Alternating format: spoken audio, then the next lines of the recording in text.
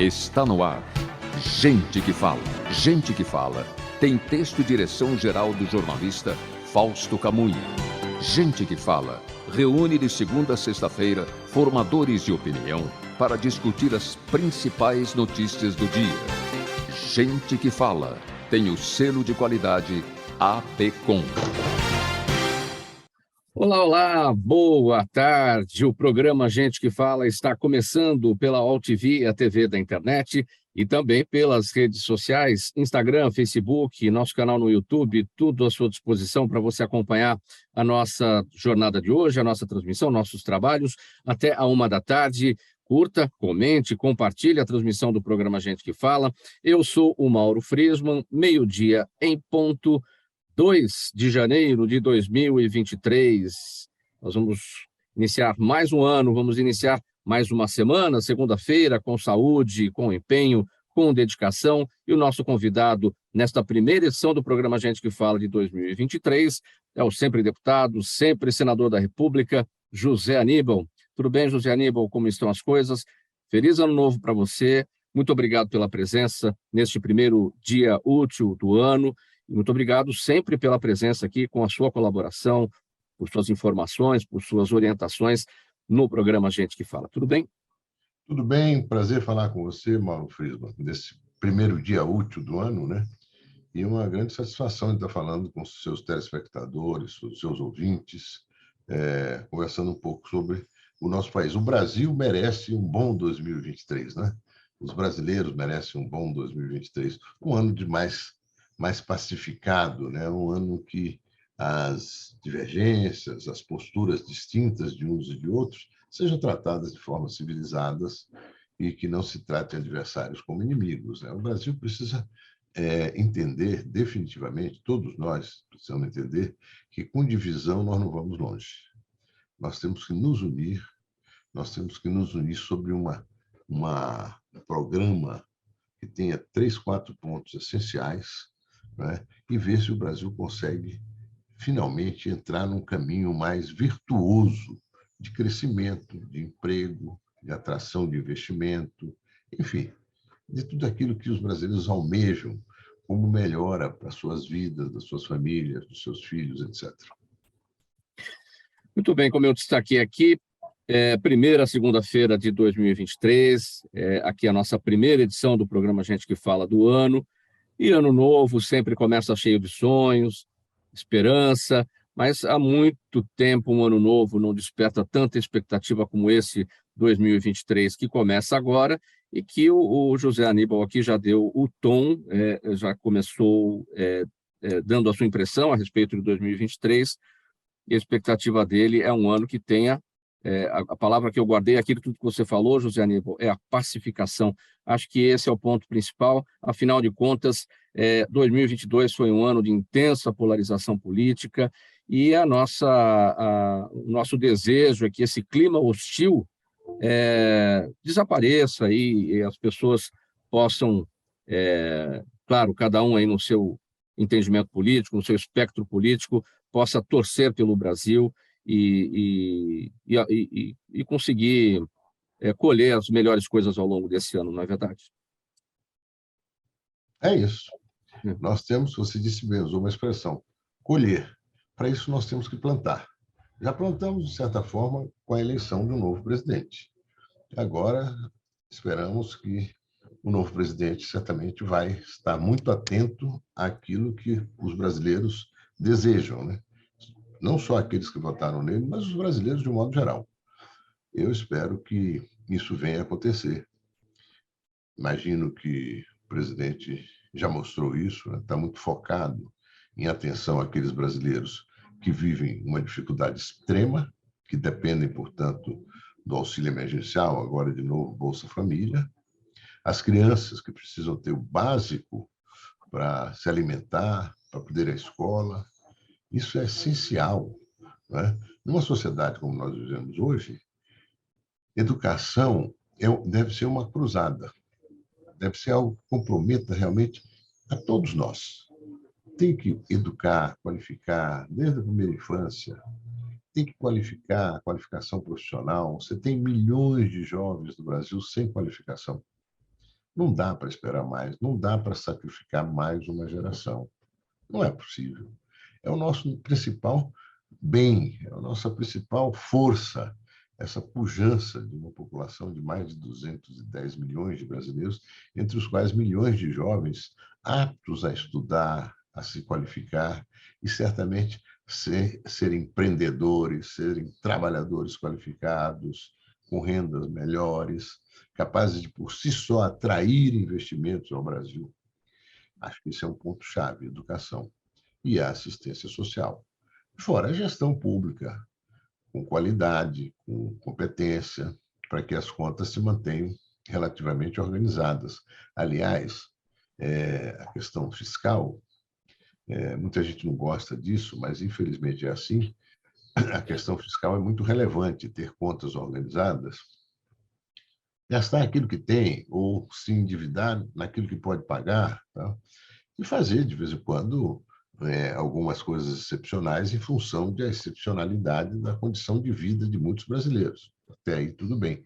Mas zelar por isso para mostrar que o governo é um governo confiável, um governo capaz de inspirar confiança e que não vai nos surpreender negativamente do ponto de vista das regras do jogo. Não é? É como a questão da democracia. Né? A democracia ela vale para todos que participam do processo. Nós tivemos eleições. Podia ter ganho um candidato, podia ter ganho outro candidato. Ganhou o candidato Lula da Silva. O outro candidato perdeu, Bolsonaro. Né? É do jogo democrático que cada qual, os adeptos do Bolsonaro, os adeptos do Lula, vão continuar com suas posições. Mas isso tudo vai ter que passar pelo crivo daquilo que são as grandes demandas da sociedade brasileira e que estão intimamente vinculadas a qual vai ser a ação do governo. Continuemos com nossas posições, mas sem nos agredir, sem inviabilizar a ação do governo. Tem que dar estabilidade ao governo, tem que ajudar o governo a criar credibilidade. As divergências, em última instância, se decidem em eleições. Daqui a 2 anos tem eleições municipais, daqui a 4 anos tem de novo eleições presidenciais. O jogo democrático. Quem participa do jogo democrático tem o dever, a responsabilidade e a obrigação de respeitar as regras do jogo democrático. Nesse sentido do seu raciocínio, José Aníbal, você acha que essa polarização política aí ao longo dos últimos tempos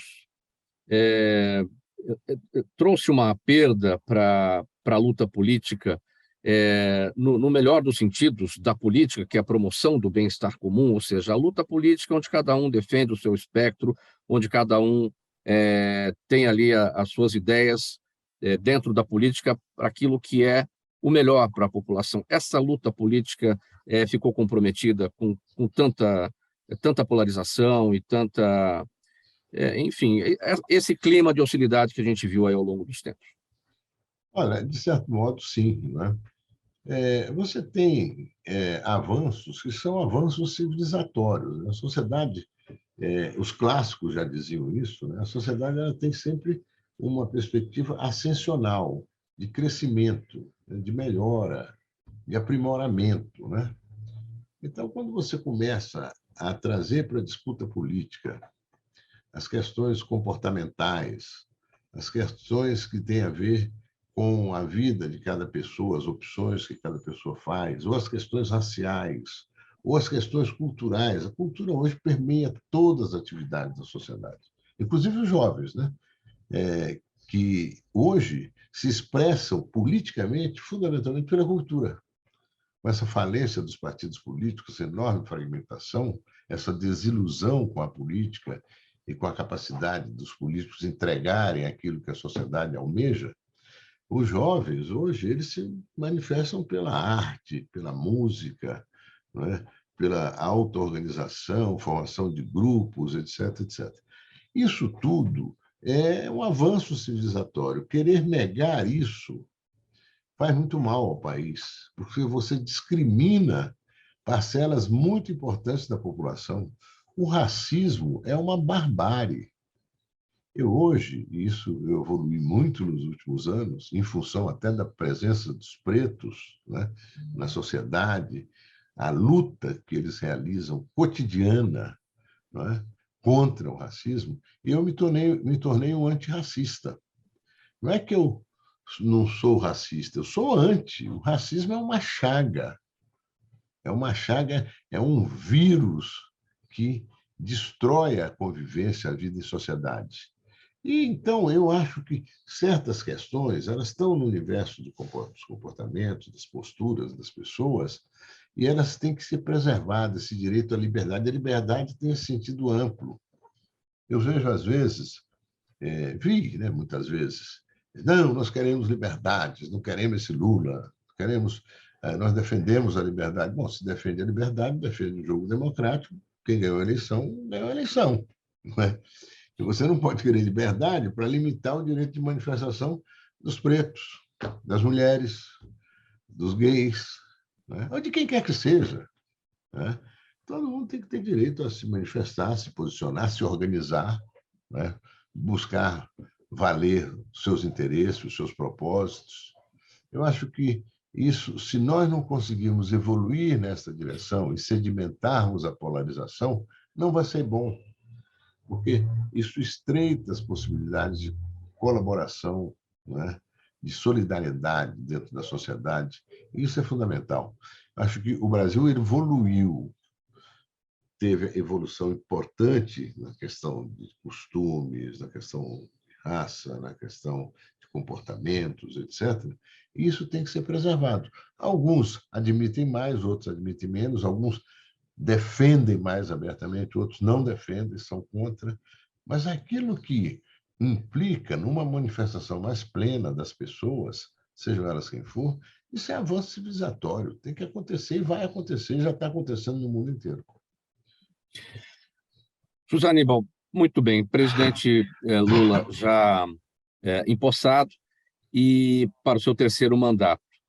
O que o presidente Lula não pode repetir neste terceiro mandato em relação àquilo que fez no primeiro? Ele precisa ter uma maioria ampla no Congresso Nacional, uma situação bastante difícil, ele precisa ter o apoio da sociedade também, e para tudo isso acontecer, ele não pode repetir determinadas coisas que aconteceram no seu primeiro mandato, no seu segundo mandato também. O que ele não pode repetir?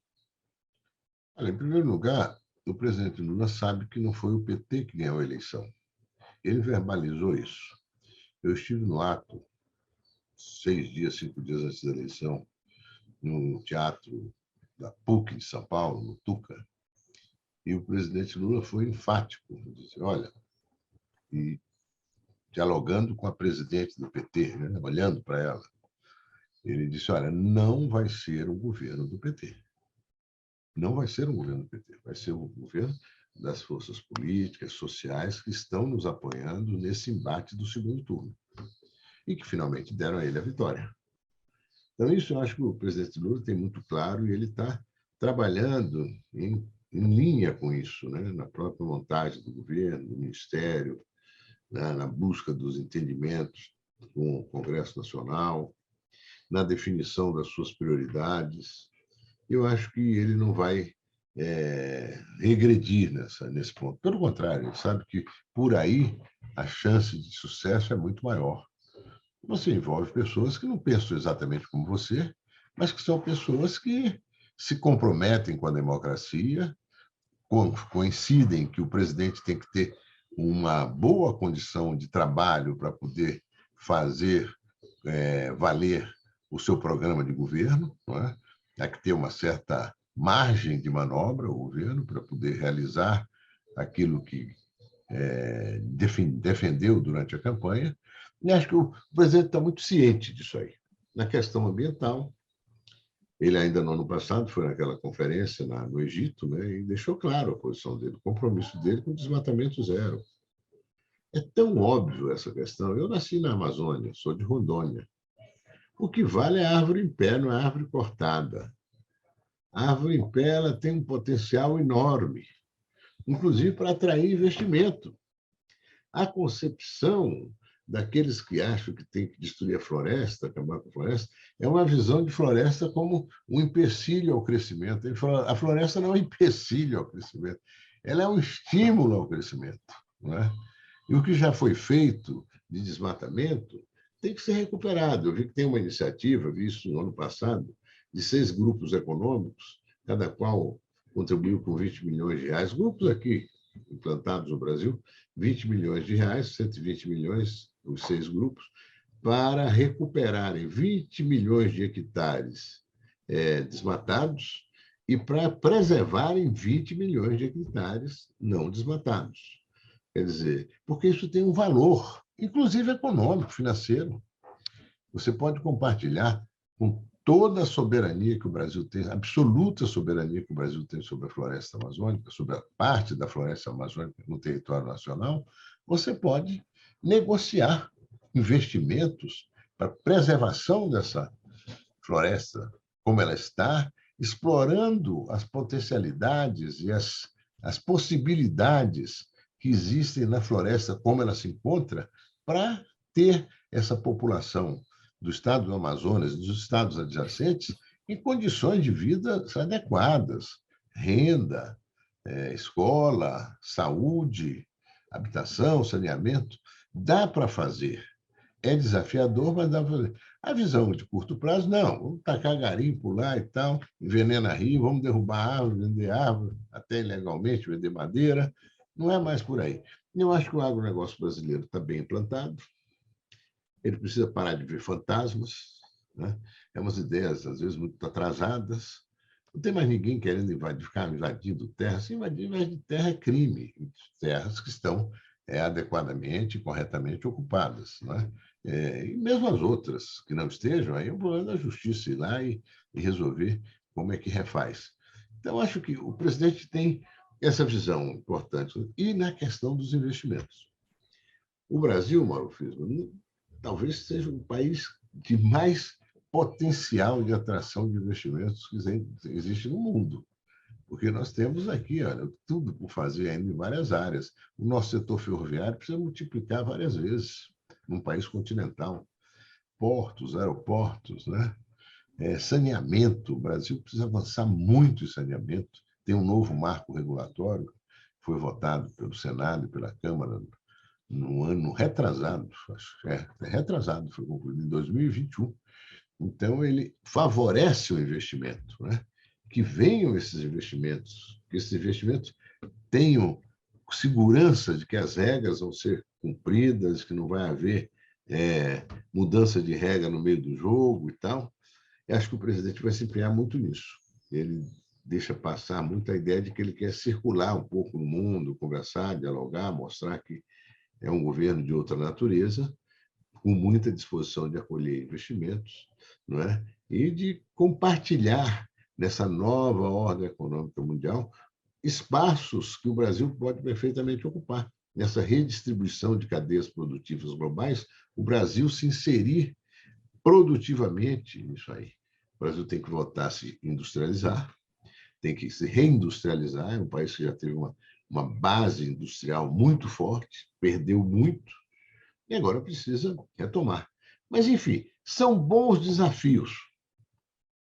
Se a equipe estiver bem sintonizada, se o governo conseguir um diálogo bom com o parlamento e com a sociedade e com o mundo, não tem como não evoluir.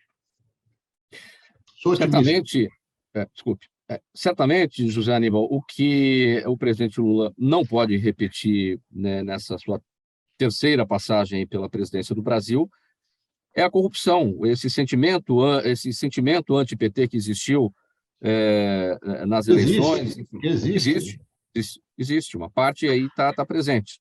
Enfim, então, agora, só que é um governo diferente, justamente porque abraça outras correntes políticas, né, para ter esse espectro diferenciado do que foi as 2 primeiras gestões Lula. Olha, você tocou num ponto importante. Isso acabou se transformando num ponto muito forte durante a campanha, né? Acusações de ambos os lados, foram acusações fortes, contundentes, que até impediram a população de conhecer melhor o que cada qual pretendia fazer, né? Não foi bom, não foi bom. A gente às vezes tinha e foi muito polarizante, né? E polariza não em cima de questões cruciais para que o país possa evoluir, a sociedade possa viver melhor, mas revolvendo todo o tempo um passado que foi verdadeiro, de corrupção, e que também esteve presente no governo Bolsonaro. Não é? Tem várias acusações contra ele, a família, a rachadinha, etc, etc. Tomara que o Brasil se evolua nessa matéria, que o Brasil possa definitivamente... Corrupção não vai acabar nunca. Países que têm muita organização conseguem um avanço notável em não só reprimir, mas em criar um arcabouço em que a corrupção passa a ser algo mais generalizadamente repudiado pela sociedade, por todos, né? E, portanto, mais difícil de ser praticada. Tomara que o Brasil evolua um pouco mais nessa direção. Tomara que o Brasil não tenha mais orçamento secreto, definitivamente. O orçamento secreto é um horror. Como é que você usa o dinheiro público e é desobrigado de prestar conta de como é que você o faz, para onde vai e o que rende para a população, que é o propósito final.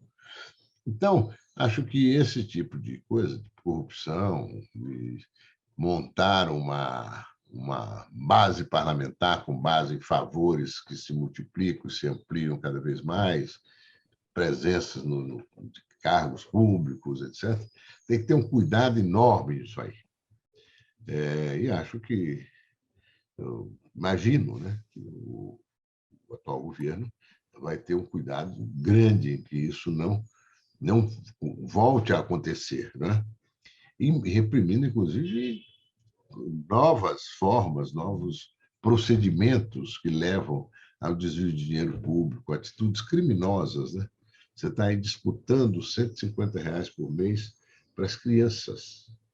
As crianças não têm culpa de existirem, elas foram geradas, elas estão aí, elas precisam ter atenção, a sociedade precisa ter um compromisso com elas, com educação, etc. E não com corrupção.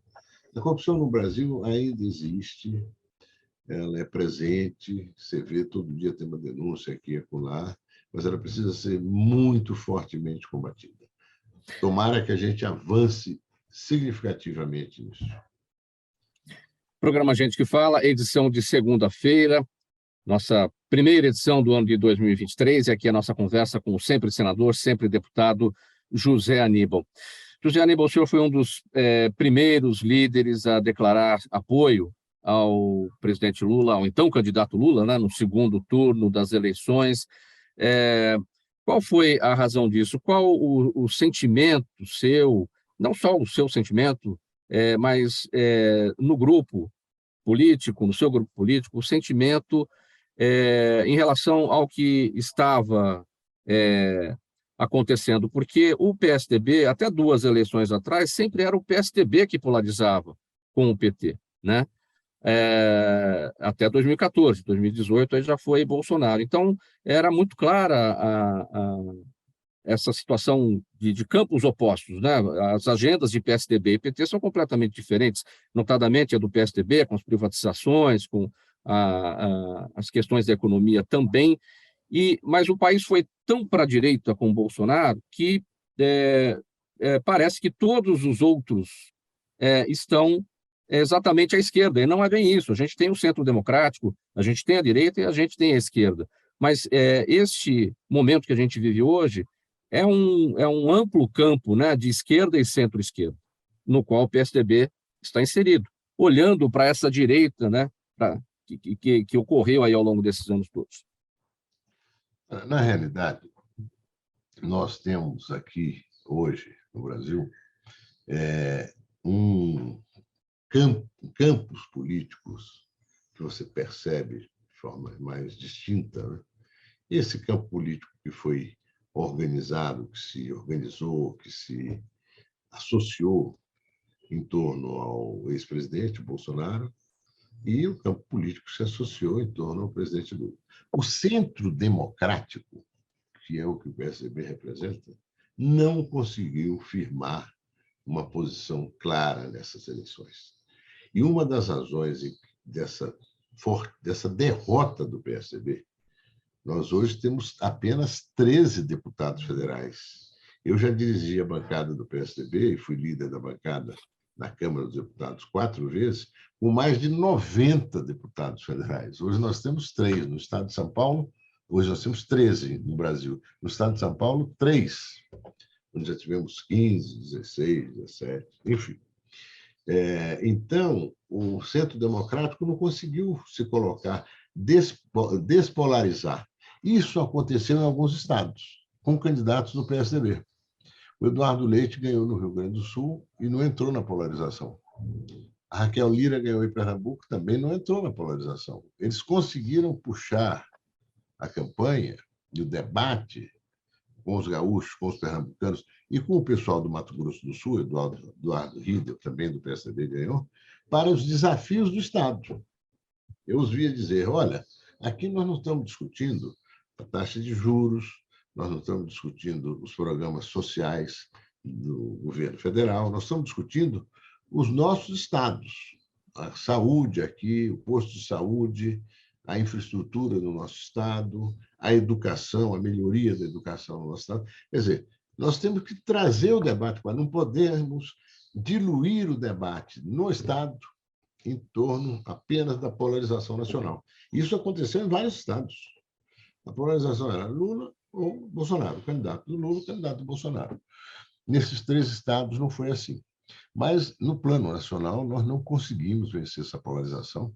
Foi um erro o PSDB não ter tido candidato, mesmo com a Simone Tebet como candidata do MDB, que estava junto conosco na federação. Eu achava, dei uma entrevista no jornal O Globo falando nisso, naqueles dias, que quando o Dória renunciou à candidatura, que era completamente inviável, nós colocássemos o Eduardo Leite de candidato, para consolidar o Centro Democrático. Não era para disputar com a Simone, era para adensar, dar mais amplitude a esse Centro Democrático. Esse desafio sobrevive. Hoje é o desafio do PSDB.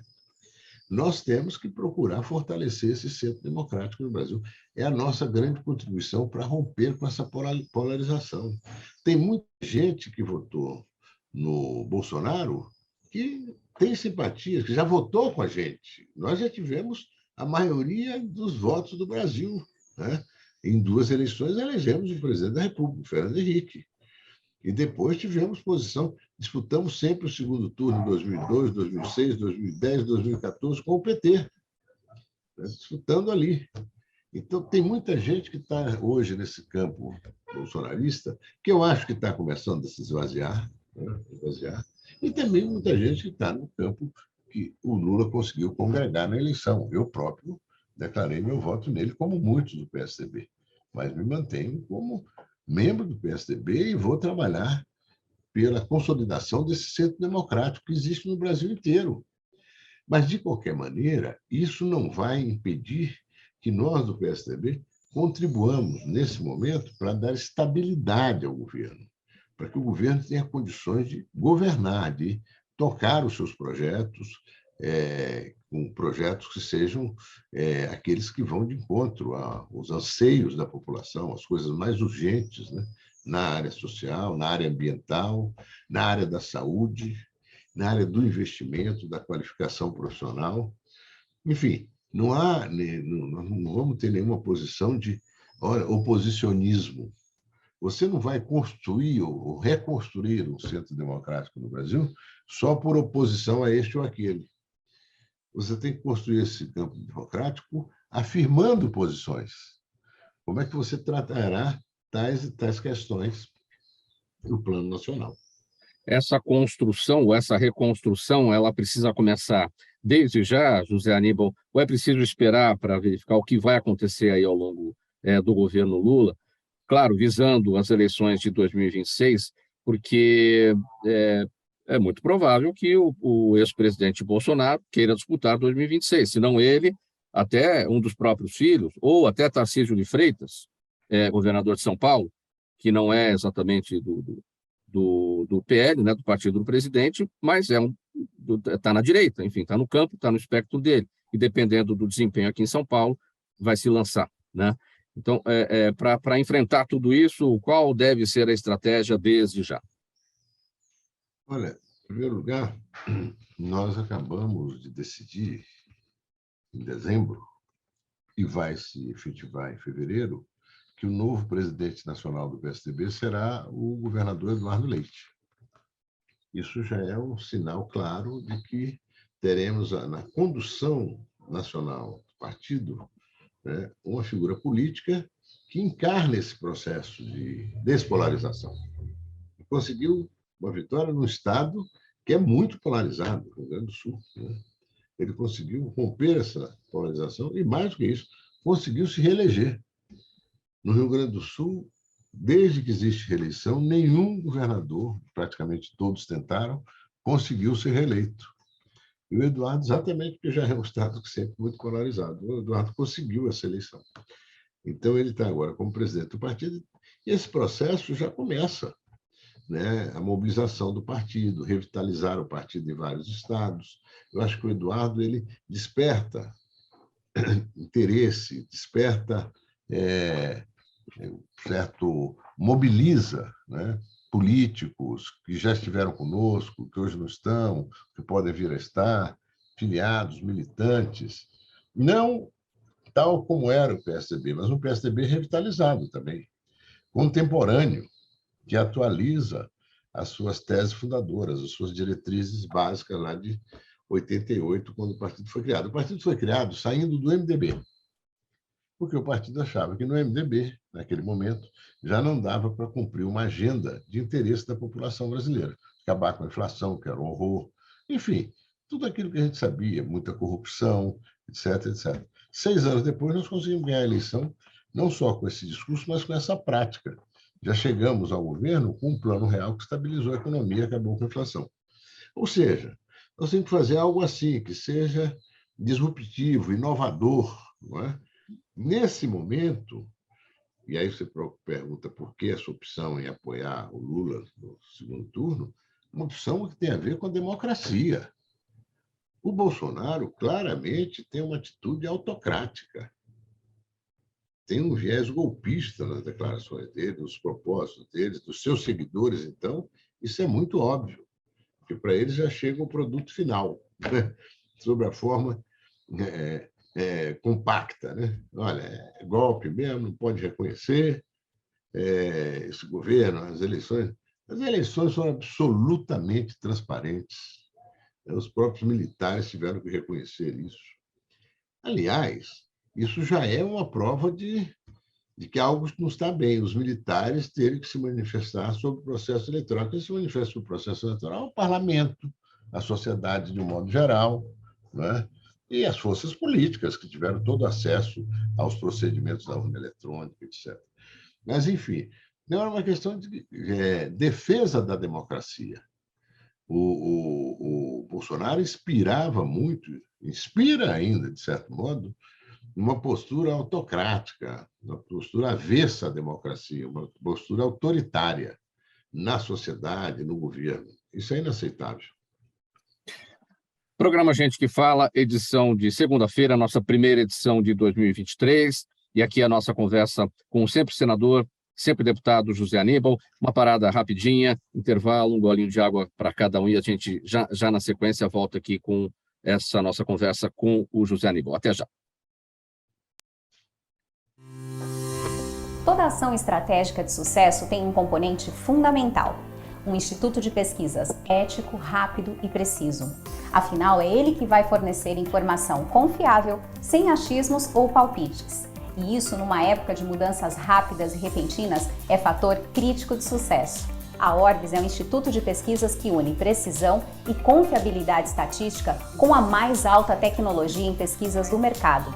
Tem inteligência artificial, robótica e Big Data, entre outros recursos, para que você tenha uma informação correta, confiável, com o menor custo e no menor tempo possível.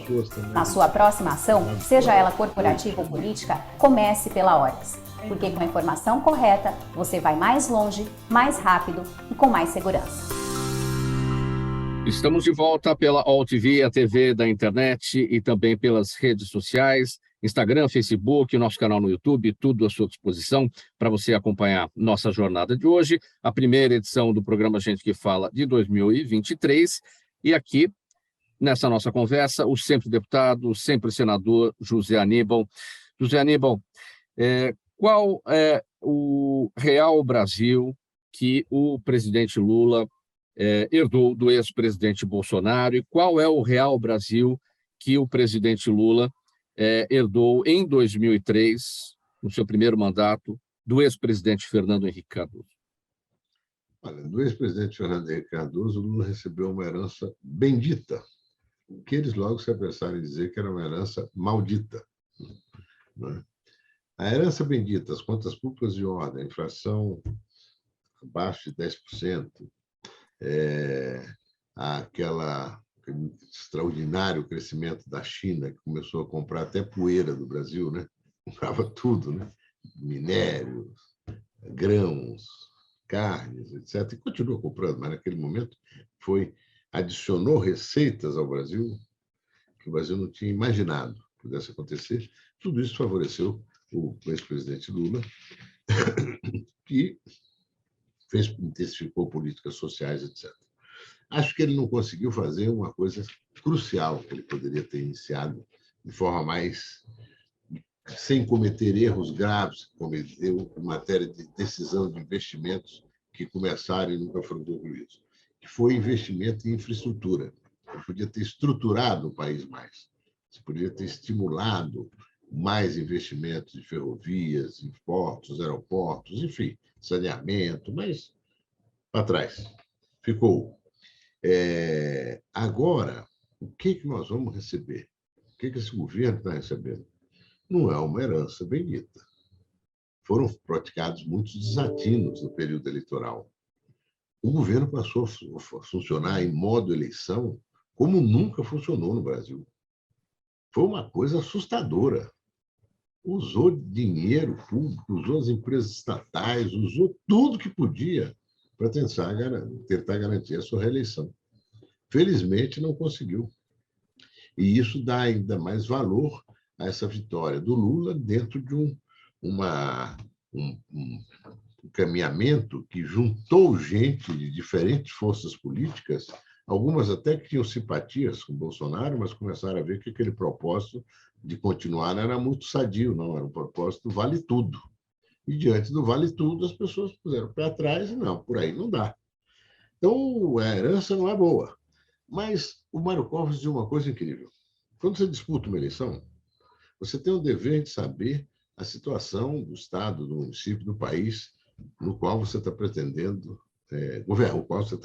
governar. Se você vence a eleição, para de falar mal, para de falar para trás, a não ser como referência, em geral negativa, daquilo que você não deve fazer, e passa a olhar para frente. Essa coisa de governar, né, só olhando para trás, não faz sentido. Nós já sabemos, está faltando dinheiro na educação, o remédio, eles deixaram de bancar um subsídio ao custo dos remédios, educação, falta verba nas universidades, a Polícia Federal, a Rodoviária Federal e a Polícia Federal também, até para emissão de passaporte. O Brasil começou a ter... E esses são os aparentes, os menores, digamos assim, se bem que na educação é muito grave, mas tem problemas seríssimos. Mesmo o que estava no orçamento deste ano de 2023 para auxílio emergencial era R$ 400. Ainda bem que conseguiram recurso para chegar nos R$ 600. É um básico, mínimo. Enfim, eles desorganizaram muito as contas públicas. Eles diziam que eram liberais na economia, não eram liberais coisa nenhuma. Eles eram intervencionistas e a favor, digamos assim, da disposição do chefe e dos propósitos do chefe. Pela reeleição, faça-se tudo. Eu acho que, inclusive, em certas áreas, foi uma demolição que eles fizeram, na área cultural, né? A cultura de um país é a alma do país, né? Como dizia o Ferreira Goulart, a arte existe porque a vida não basta, né? Então, precisa ter a arte, precisa ter o cinema, o teatro, a música, a literatura, né? Estimulado, né? O governo tem programas de renúncia fiscal que precisam ser recuperados agora, que são legítimos e muito legítimos para estimular o setor cultural.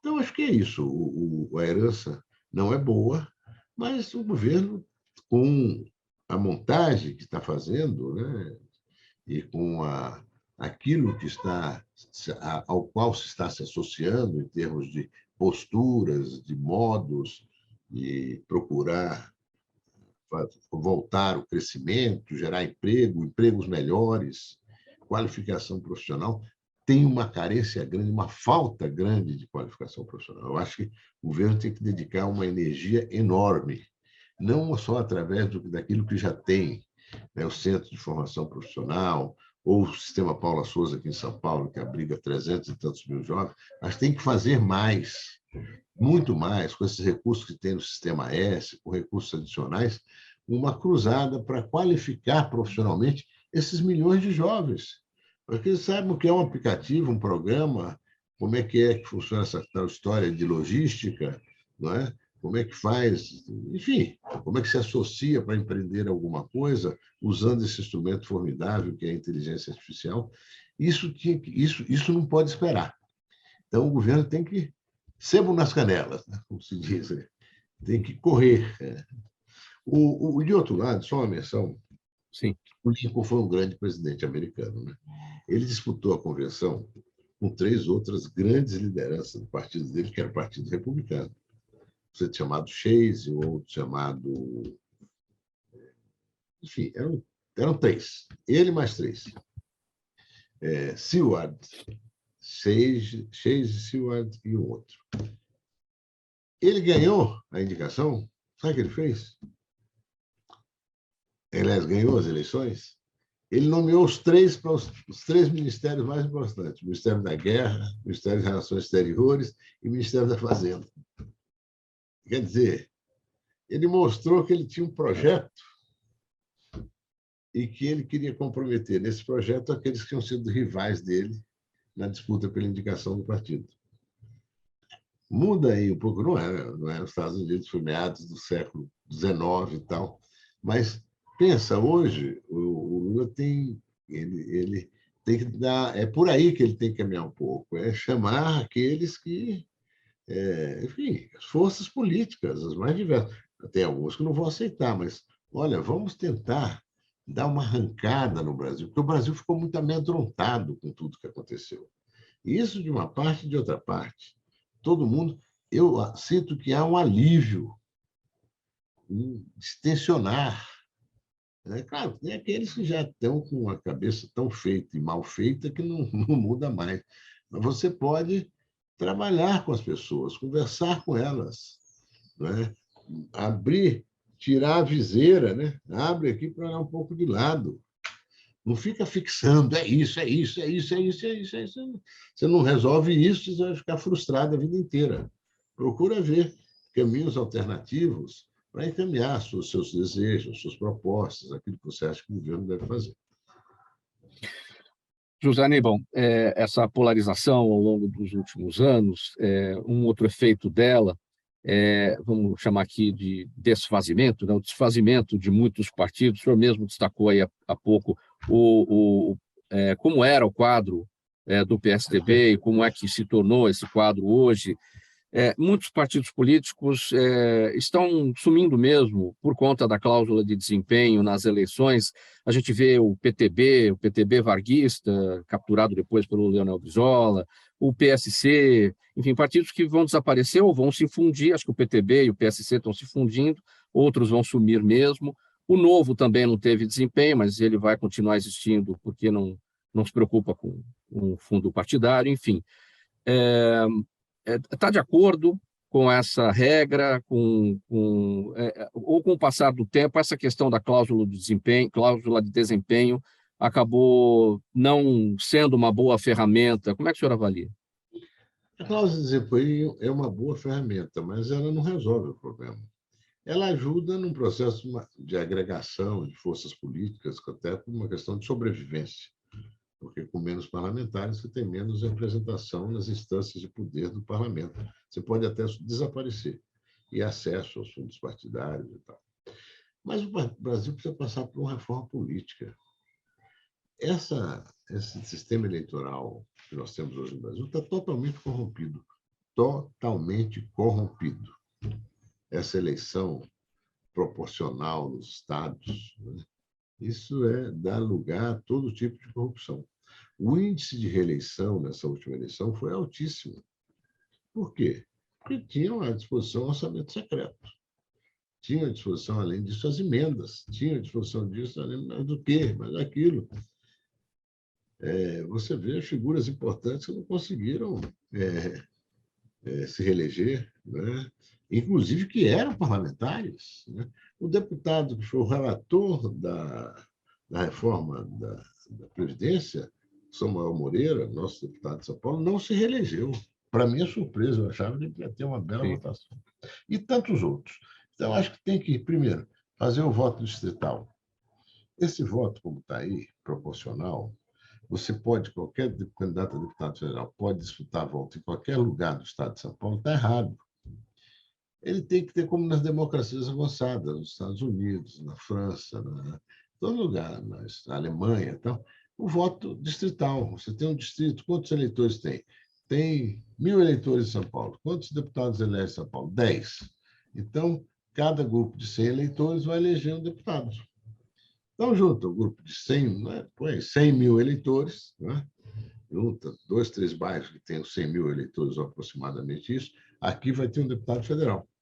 As pessoas vão saber quem são os candidatos. Não vão ser mais do que 5, 6 conhecidos, podem até ter 10, 12, mas 5, 6 que vão disputar melhor.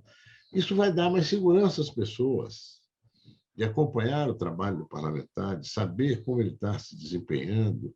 E na próxima eleição ele não pode mudar de distrito, não, porque foi mal, então quer ir para outro para ver se engana. Não, ele vai ter que disputar naquele distrito que ele estava. Então, essa reforma política precisa ser feita. Reforma do sistema eleitoral, a forma de constituição da representação parlamentar, ela está muito dependente de fatores que não estão diretamente vinculados a políticas públicas, não vinculados a recursos, a dinheiro, a fundo partidário, dinheiro de corrupção também, etc, etc. Então, tem que mudar o sistema político, o sistema de eleição, do processo eleitoral, de construção da representação política parlamentar, e, de outro lado, tem que haver um amadurecimento da sociedade. Quer dizer, se nós começarmos a ter uma presença muito forte na sociedade de atitudes terraplanistas, reducionistas, né? De atitudes infensas ou que não tem nenhuma propensão à cultura, ao conhecimento, à civilização, aí é barbárie, né? Mas isso o Brasil não vai ter. Já mostrou. Agora, José Aníbal, o senhor é um dos pouquíssimos políticos que defendem a reforma política. Entende que o sistema está exaurido e que o caminho que nós estamos hoje não é mais o mesmo. Muitos falam em reforma política, mas não é bem assim. Falam da boca para fora, porque entendem que se modificar não vai ficar bom para eles. Enfim, como é que enfrenta essa luta desta maneira? Ora, essa eu admito que não é a prioridade hoje no Brasil. Hoje no Brasil nós temos que fazer reforma tributária, é uma prioridade urgentíssima. A reforma administrativa é outra prioridade urgentíssima. E se nós fizermos essas duas, nós podíamos caminhar para uma reforma política. Mas a prioridade é a reforma tributária e reforma administrativa. E que já leva aí 4 anos de mandato. Se o governo não tiver um compromisso efetivo, eu acho que se o governo tiver um compromisso efetivo com a reforma tributária, faz nesse ano. Faz esse ano. As propostas estão colocadas todas. É só ter comissão de sistematização com prazo, faz e leva voto. Quando o governo Bolsonaro começou, em 2019, era o que se falava em reforma administrativa, reforma tributária, estava na ordem do dia, estava na agenda política. E previdenciária. A previdenciária ocorreu, de certa forma. Claro, veio a pandemia, depois enfim. O governo passou a cuidar de não sofrer um processo de impeachment. E aí criou o orçamento secreto. Entendeu? O orçamento secreto foi o passaporte que o governo comprou junto ao Congresso para não ter impeachment. Os pedidos de impeachment contra o Bolsonaro foram vários, os crimes que ele cometeu foram vários, né? mas o governo, para se blindar, fez o orçamento secreto. E os parlamentares passaram a ter uma fatia impressionante do orçamento para indicar e não prestar contas ao Tribunal de Contas e a ninguém. Quer dizer, isso foi ruim. Vamos falar agora, José Aníbal, sobre um Brasil real, um Brasil local, na verdade, que é o dia a dia de cada um, nas suas cidades, nas suas ruas, que é efetivamente onde a gente mora. Vamos falar da questão municipalista, até porque daqui a 2 anos teremos outras eleições para prefeito e para vereador. O que a gente vê nas ruas não é absolutamente nada agradável, é consequência de pandemia, é consequência de uma pobreza acentuada, barracas para todos os lados e moradores debaixo de ponte, literalmente pedindo socorro, pedindo ajuda. É muita gente para ter que tirar dessa situação e... Para isso precisa dinheiro, para isso precisa políticas públicas, para isso precisa boa vontade, mas parece que é um enxugar de gelos, não é, José Aníbal? Quanto mais se faz, mais tem para fazer, a coisa não diminui. Até aqui tem sido assim, né? Faz e o resultado não aparece.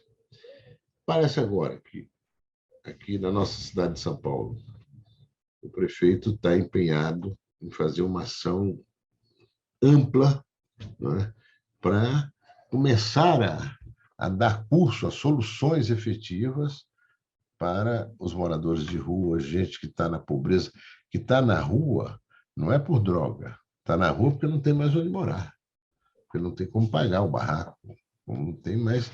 Enfim, pessoas que estar na rua para eles é uma humilhação suprema. E é uma questão de solidariedade de governos e da sociedade ver se resolve essa situação. Criar políticas emergenciais, urgentes para resolver isso. Tenho a impressão que essa consciência vai estar cada vez mais presente. Não é só por não querer ver o espetáculo que você descreveu aí, né? Todas as áreas da cidade, gente morando na rua, gente pedindo recurso para comer. Não pode, isso tem que encontrar um caminho. São 30 mil pessoas, 40 mil pessoas, numa cidade de 11 milhões de habitantes. Tem que haver, como você disse, recursos da parte do setor público, e não tem que haver aquela atitude mesquinha de mas vai gastar dinheiro e vai resolver como? Sem gastar dinheiro? Vai cair do céu a solução? Não, tem que investir em moradia, tem que investir em realocação dessas pessoas, pagar aluguéis, existem imóveis para isso. Enfim, é uma ação conjunta. Eu não sou um especialista, mas imagino que existam muitos. Tem até secretarias que cuidam disso, né? E a questão da droga também, né? Da uso indiscriminado de droga, das cracolândias que estão espalhadas um pouco pela cidade e tal. Não é fácil, viu? Mas isso vai ser um critério, a meu ver, decisivo nas eleições, no posicionamento contra as eleições de 2024. Sobretudo nos centros urbanos. A imprensa certamente estará focando essa questão fortemente, porque é um anseio da sociedade que se encontrem soluções, caminhos, né, que permitam ter uma esperança em que essa situação, pelo menos, reduza a intensidade dessa presença de uma população que está completamente desalentada, sem condições de sobrevivência e tal. É um problema que está no mundo inteiro, né? Você vai nas grandes cidades do mundo, tem. Mas você pode ter políticas eficientes para que esse fenômeno não se generalize. Nós só vemos crescer hoje. Tem que começar a ter soluções que atenuem o impacto. Bom, a solução, realmente um grande caminho é você, finalmente, ter políticas econômicas sustentáveis que tragam investimento, geram emprego, renda. Isso altera tudo, né? Melhora tudo. Não resolve, mas melhora muito. O senhor está falando de propostas.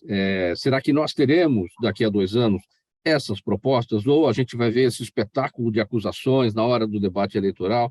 eu sempre olhando no retrovisor, candidatos que já passaram e que querem voltar, você já veio, você não fez, por que você quer voltar? Enfim, essa que faz parte do jogo, evidentemente, É uma político, tendência né? recorrente do mundo político, né? Mas eu acho que o mundo político tem que tomar um pouco de vergonha e encarar.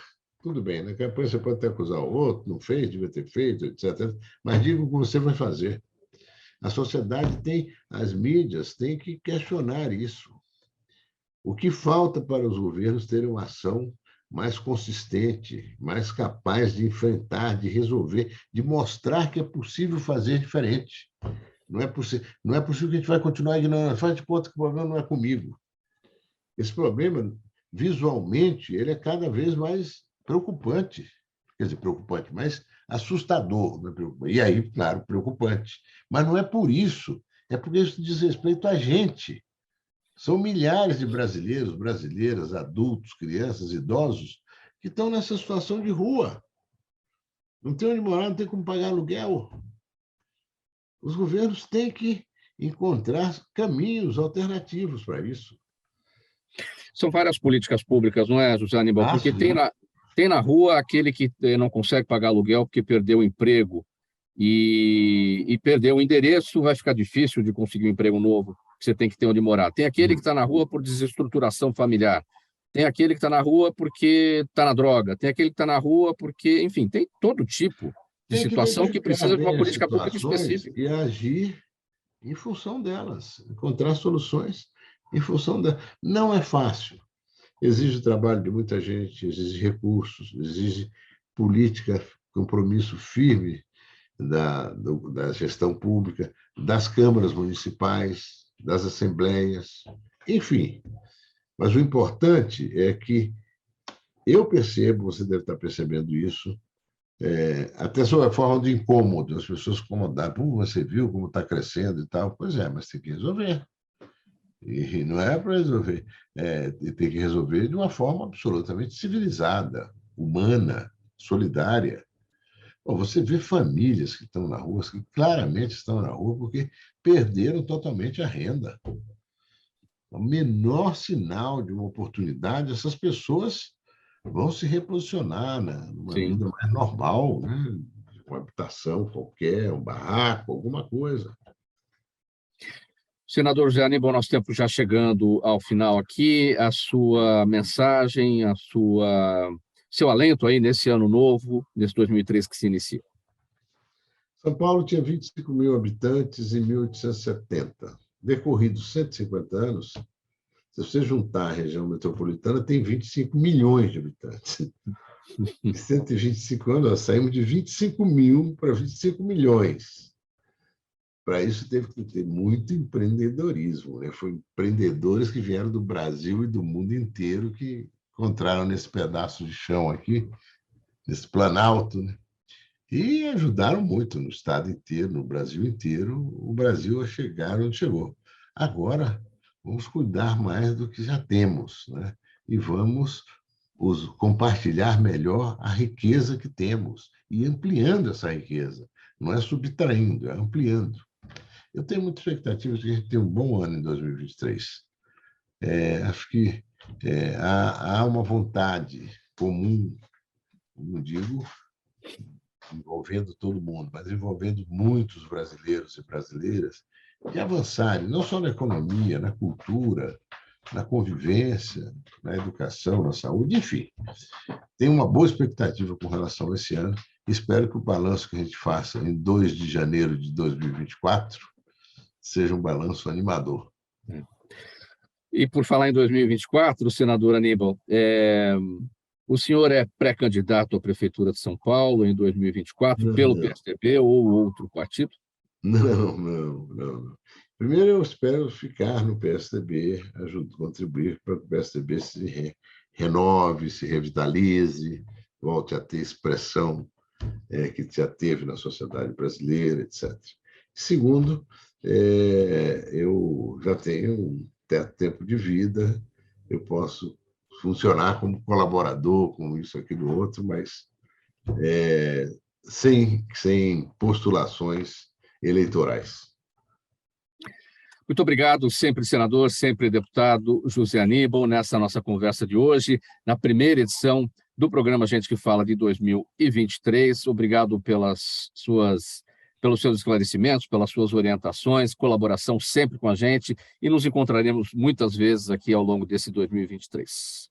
Muito bom, muito obrigado a você, Mauro, muito obrigado ao Fausto Camunha, a Zenilda, a todos vocês que constroem esse programa longevo e importante para todos nós aqui de São Paulo. Um grande abraço e até uma próxima oportunidade. Bom ano a todos. Um bom ano para você, senador José Aníbal. O programa Gente que Fala é realização da ABCom, na técnica da AltV, o Sérgio Oliveira. Obrigado aí, Sérgio, pelos trabalhos de hoje. Feliz ano novo para você. Apresentação minha, Mauro Friesman, pauta e redação do Pedro Schiavon, Zenilda Salvato, nossa diretora de produção, jornalista Fausto Camunha, nosso diretor-geral, na AltV, a direção-geral do jornalista Alberto Luchetti, e você aí do outro lado, espectador, internauta, a razão da nossa presença aqui todos os dias. Um feliz 2023 para todo mundo, e a gente volta a se falar amanhã a partir do meio-dia aqui pela AltV e também pelas redes sociais. Abraço a todos, tchau. Grande ano.